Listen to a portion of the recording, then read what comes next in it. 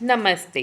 बाल महाभारत कथा कक्षा 7 पृष्ठ संख्या 13 पाठ 8 कर्ण। पांडवों ने पहले कृपाचार्य से और बाद में द्रोणाचार्य से अस्त्र शस्त्र की शिक्षा पाई। उनको जब विद्या में काफ़ी निपुणता प्राप्त हो गई तो एक भारी समारोह किया गया जिसमें सबने अपने कौशल का प्रदर्शन किया। सारे नगरवासी इस समारोह को देखने आए थे। तरह तरह के खेल हुए और हर एक राजकुमार यही चाहता था कि वही सबसे बढ़कर निकले। आपस में प्रतिस्पर्धा बड़े जोर की थी, परंतु तीर चलाने में पांडुपुत्र अर्जुन का कोई सानी न था। अर्जुन ने धनुष विद्या में कमाल का खेल दिखाया। उसकी अद्भुत चतुरता को देखकर सभी दर्शक और राजवंश के सभी उपस्थित लोग दंग रह गए। यह देखकर दुर्योधन का मन ईर्ष्या से जलने लगा। अभी खेल हो ही रहा था कि इतने में रंगभूमि के द्वार पर खम ठोकते हुए एक रोबीला और तेजस्वी युवक मस्तानी चाल से आकर अर्जुन के सामने खड़ा हो गया। यह युवक और कोई नहीं, अधिरथ द्वारा पोषित कुंती पुत्र कर्ण ही था। लेकिन उसके कुंती पुत्र होने की बात किसी को मालूम ना थी। रंगभूमि में आते ही उसने अर्जुन को ललकारा। अर्जुन, जो भी करतब तुमने यहाँ दिखाए हैं उनसे बढ़कर कौशल मैं दिखा सकता हूँ। क्या तुम इसके लिए तैयार हो? इस चुनौती को सुनकर दर्शक मंडली में बड़ी खलबली मच गई, पर ईर्ष्या की आग से जलने वाले दुर्योधन को बड़ी राहत मिली। वह बड़ा प्रसन्न हुआ। उसने तपाक से कर्ण का स्वागत किया और उसे छाती से लगाकर बोला, कहो कर्ण, कैसे आए? बताओ, हम तुम्हारे लिए क्या कर सकते हैं? कर्ण बोला, राजन, मैं अर्जुन से द्वंद्व युद्ध और आपसे मित्रता करना चाहता हूँ।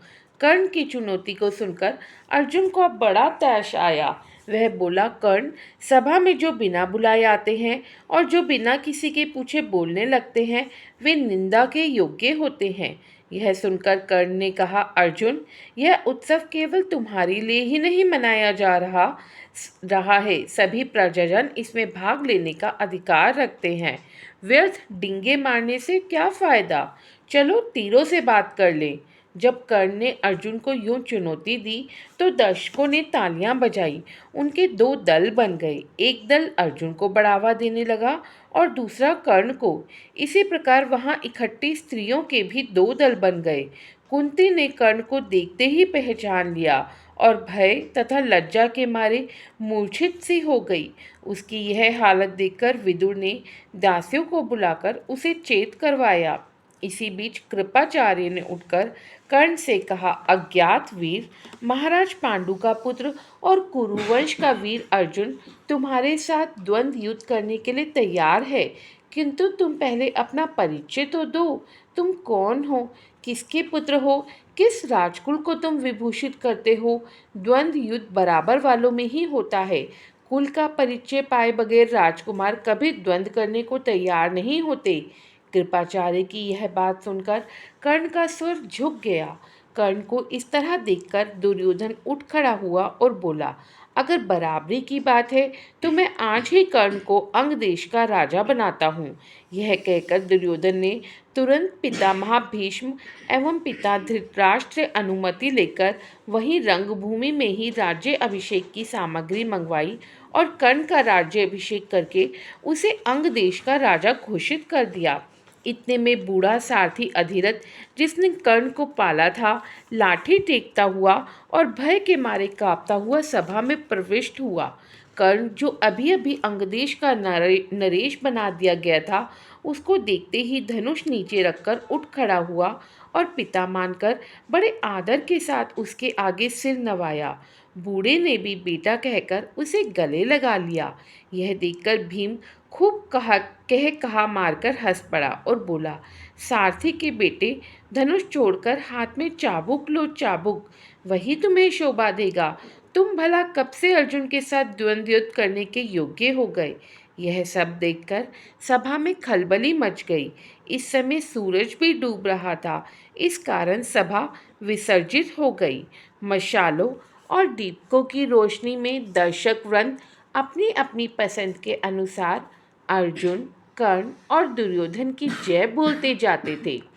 इस घटना के बहुत समय बाद एक बार इंद्र बूढ़े ब्राह्मण के वेश में अंगनरेश कर्ण के पास आए और उसके जन्मजात कवच और कुंडलों की भिक्षा मांगी। इंद्र को डर था कि भावी युद्ध में कर्ण की शक्ति से अर्जुन पर विपत्ति आ सकती है। इस कारण कर्ण की ताकत कम करने की इच्छा से ही उन्होंने उससे यह भिक्षा मांगी थी। कर्ण को सूर्यदेव ने पहले ही सचेत कर दिया था कि उसे धोखा देने के लिए इंद्र ऐसे चाल चलने वाले हैं, परंतु कर्ण इतना दानी था कि किसी के कुछ मांगने पर वह मना कर ही नहीं सकता था। इस कारण यह जानते हुए भी कि भिखारी के वेश में इंद्र धोखा कर रहे हैं, कर्ण ने अपने जन्मजात कवच और कुंडल निकालकर भिक्षा में दे दिए। इस अद्भुत दानवीरता को देखकर इंद्र चकित रह गए। कर्ण की प्रशंसा करते हुए बोले, कर्ण, तुमसे मैं बहुत प्रसन्न हूँ। तुम जो भी वरदान चाहो मांगो। कर्ण ने देवराज से कहा, आप प्रसन्न हैं तो शत्रु का संहार करने वाला अपना शक्ति नामक शस्त्र मुझे प्रदान करें। बड़ी प्रसन्नता के साथ अपना वह शस्त्र कर्ण को देते हुए देवराज ने कहा, युद्ध में तुम जिस किसी को लक्ष्य करके इसका प्रयोग करोगे वह अवश्य मारा जाएगा, परंतु एक ही बार तुम इसका प्रयोग कर सकोगे। तुम्हारे शत्रु को मारने के बाद यह मेरे पास वापस आ जाएगा। इतना कहकर इंद्र चले गए। एक बार कर्ण को परशुराम जी से ब्रह्मास्त्र सीखने की इच्छा हुई, इसलिए वह ब्राह्मण के वेश में परशुराम जी के पास गया और प्रार्थना की कि उसे शिष्य स्वीकार करने की कृपा करें। परशुराम जी ने उसे ब्राह्मण समझकर शिष्य बना लिया। इस प्रकार छल से कर्ण ने ब्रह्मास्त्र चलाना सीख लिया। एक दिन परशुराम कर्ण की जांघ पर सिर रखकर सो रहे थे। इतने में एक काला भौरा कर्ण की जांघ के नीचे घुस गया और काटने लगा। कीड़े के काटने से कर्ण को बहुत पीड़ा हुई और जांघ से लहू की धारा बहने लगी, पर कर्ण ने इस भय से कि कहीं गुरुदेव की नींद ना खुल जाए, जांघ को जरा भी हिलाया डुलाया नहीं। जब खून से परशुराम की देह भीगने लगी तो उनकी नींद खुली। उन्होंने देखा कि कर्ण की जांघ से खून बह रहा है। यह देखकर परशुराम बोले, बेटा सच बताओ, तुम कौन हो? तब कर्ण असली बात ना छिपा सका। उसने स्वीकार कर लिया कि वह ब्राह्मण नहीं बल्कि सूतपुत्र है। यह जानकर परशुराम को बड़ा क्रोध आया, अतः उन्होंने उसी घड़ी कर्ण को शाप देते हुए कहा, चूँकि तुमने अपने गुरु को ही धोखा दिया है, इसलिए जो विद्या तुमने मुझसे सीखी है वह अंत समय में तुम्हारे किसी काम न आएगी। इन वक्त पर तुम उसे भूल जाओगे और रण क्षेत्र में तुम्हारे रथ का पहिया पृथ्वी में धंस जाएगा। परशुराम जी का यह शाप झूठा न हुआ।